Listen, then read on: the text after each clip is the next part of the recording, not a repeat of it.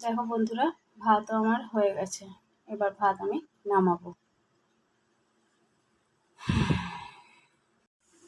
দেখো বন্ধুরা, আজকে আমি ছোলার ডাল করেছি, বরবটি দিয়ে ডাল করেছি। অনেক দিন এরকম করে ডাল করা হয় না, তাই আজকে বরবটি দিয়ে আমি ডাল করলাম। ভালো লাগে খেতে। ছোলার ডাল করেছি। আর এদিকে ডিম ভাজছি।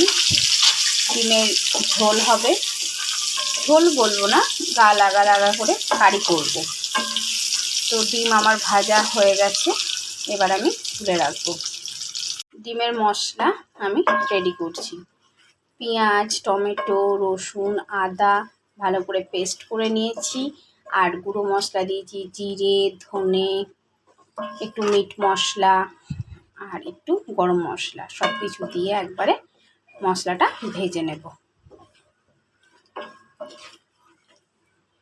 বন্ধুরা, মশলা ভাজা আমার হয়ে গেছে। মশলা কড়াই থেকে দেখো ছেড়ে দিয়েছে তেল। এবার আমি ডিমগুলোকে দিয়ে দেব।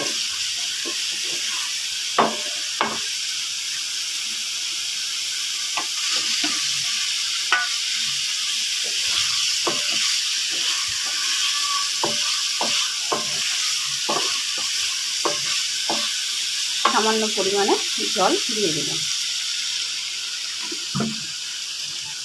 এবার ভালো করে ফুটলেই রেডি হয়ে যাবে আমার ডিমের কারি।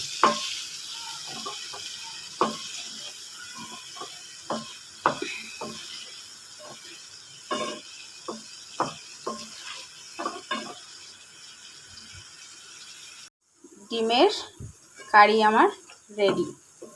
দেখো, ডিমের কারি আমার হয়ে গেছে।